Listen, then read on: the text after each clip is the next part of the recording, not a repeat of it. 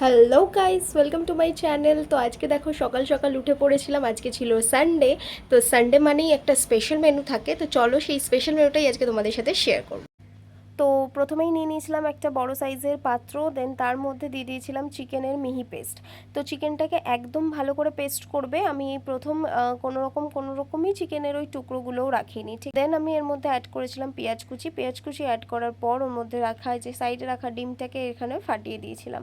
তো একটু সাবধানে এটাকে ফাটাতে হবে যাতে কোনো রকম খোসা এর মধ্যে পড়ে না যায়, নয়তো তোমরা আগে থেকে অন্য বাটিতে ফাটিয়ে রাখতে পারো। তো তারপর এর মধ্যে অ্যাড করেছিলাম গোলমরিচের গুঁড়ো। সেটা তোমরা নিজেদের স্বাদ অনুসারে অ্যাড করবে, কারণ বেশি পড়ে গেলে একটু স্পাইসি হয়ে যায় রান্নাটা। তো আমি নিজের স্বাদ অনুসারে এর মধ্যে দিয়েছিলাম। দেন তারপর দিয়ে দিয়েছিলাম স্বাদ অনুসারে নুন। তো নুন অ্যাড করার পর এর মধ্যে হালকা একটু চিনিও অ্যাড করে দিয়েছিলাম যাতে টেস্টটা ব্যালেন্স হয়ে যায়।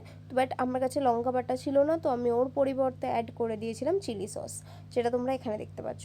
তো দেন আমরা এর মধ্যে কর্নফ্লাওয়ার অ্যাড করে এটাকে ভালো করে ম্যারিনেট করছিলাম। বাট দেন মনে পড়লো যে আমরা তো গুঁড়ো লঙ্কাটা অ্যাডই করা হয়নি। তো দেন এটাকে আমরা থামিয়ে আবার গুঁড়ো লঙ্কা অ্যাড করেছি। তো দেখো দেন এখানে আমি চামচটা দিয়ে একটুখানি ঘুটোঘুটি করছিলাম। তো যাই হোক, দেন আমরা এখানে লঙ্কার গুঁড়ো অ্যাড করে নিয়েছিলাম আর বানিয়ে নিয়েছিলাম একটা সুন্দর পেস্ট। লাস্ট মোমেন্টে পেস্টটা ঠিক এইরকম হবে, যেটা এখান থেকে পড়বে না। তো আমাদের এতটাই কনসিস্টেন্সি রাখতে হবে। আর দেখো সবাই বলে অনেকে যে চামচ দিয়ে ম্যারিনেট করলে নাকি হয় না, বাট আমি বলবো যে এত মশলাপাতি আছে, তোমরা হাত দিয়ে না ইউজ করে তোমরা এরকম চামচ দিয়েও করতে পারো, ঠিক যেরকম আমি করেছি। আস্তে আস্তে হবে, একটু টাইম লাগবে, বাট হয়ে যাবে। তো যাই হোক, দেখো পেস্টটা ঠিক এরকম হবে। আর এই লাস্ট পার্টটুকুই আমি করি, যেখানে সব কিছু জিনিসটা দেওয়ার পর ভালো করে ম্যারিনেট করতে হয়। তো ঠিক এই রকম পেস্টটা হবে। তখন তোমরা দিয়ে দেবে 30 মিনিটস মতন রেস্টে। মিনিমাম 30 মিনিটস লাগবে, তার বেশিও তোমরা রাখতে পারো। তো তাহলে আর কি জিনিসটা ভালোভাবে সব জিনিসগুলো মিশে যাবে, ঠিক। তো প্রায় 40 মিনিটস পর ফ্রিজ থেকে যখন পেস্টটা বার করেছিলাম, তো এটা দেখতে লাগছিল ঠিক এই রকম। তারপর আমি বানিয়ে নিয়েছিলাম মাঞ্চুরিয়ান সসটা। তো এটা বানানোর জন্য আমি একটা ছোট্ট বাটিতে অ্যাড করে দিয়েছিলাম টমেটো কেচাপ। আমি এখানে 15 টাকার যে কেচাপটা পাওয়া যায় কিষানের, ওটা অ্যাড করেছি। আর ওটা পুরোটাই এখানে আমি দিয়ে দিয়েছিলাম। দেন আমি এখানে সোয়া সস অ্যাড করেছি। সোয়া সসটাও এখানে দিতে হবে, যেহেতু চিকেন মাঞ্চুরিয়ান বানাচ্ছি, তো সসটা একটু বেশি লাগবে। তো এখানে দেখো ইনিশিয়ালি মনে হচ্ছে যে আমি অনেকটা পরিমাণে ঢেলে দিয়েছি, যেটা একদমই নয়, সেটা লাস্টে আর কি বোঝা যাবে। তো দেন এর মধ্যে অ্যাড করে দিয়েছিলাম ভিনিগার। তো এটা তারপর বানিয়ে নিয়েছিলাম একটা সুন্দর সস। তো এখানে সেটাই দেখাচ্ছি, দেখো আমি এটাকে ঘুটে নিয়েছিলাম ভালো করে। তো একটু বেশি করে ভালো করে ঘুটে নিয়েছিলাম। তো দেন এই সসটাকে বানিয়ে রেখে দিয়েছিলাম।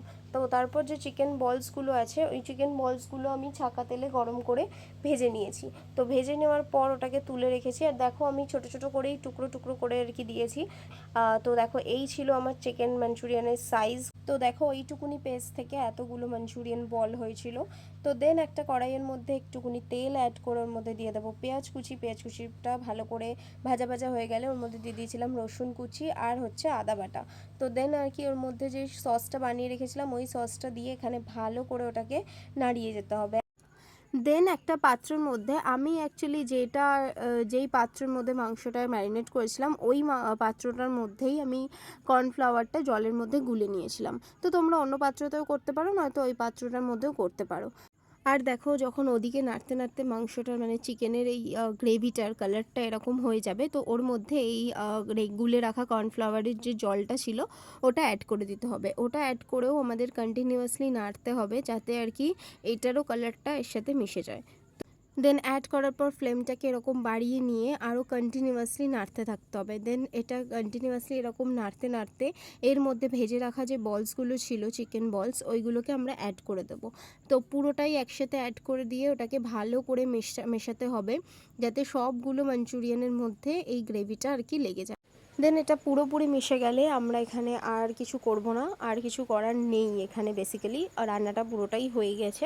তো দেন এটাকে ভালো করে নাড়িয়ে চাড়িয়ে আবার গ্যাসের ফ্লেমটাকে অফ করে রেখে দিতে হবে। তারপর যেই পাত্রে তোমরা সার্ভ করতে চাও ওই পাত্রে সার্ভ করে গরম গরম খেতে পারো। তো আমি এখানে ফ্রাইড রাইস দিয়ে খেয়েছিলাম। তোমরা কী দিয়ে ট্রাই করলে অবশ্যই আমাকে জানিও। আর দেখা হচ্ছে নেক্সট ভিডিওতে। Till then tata.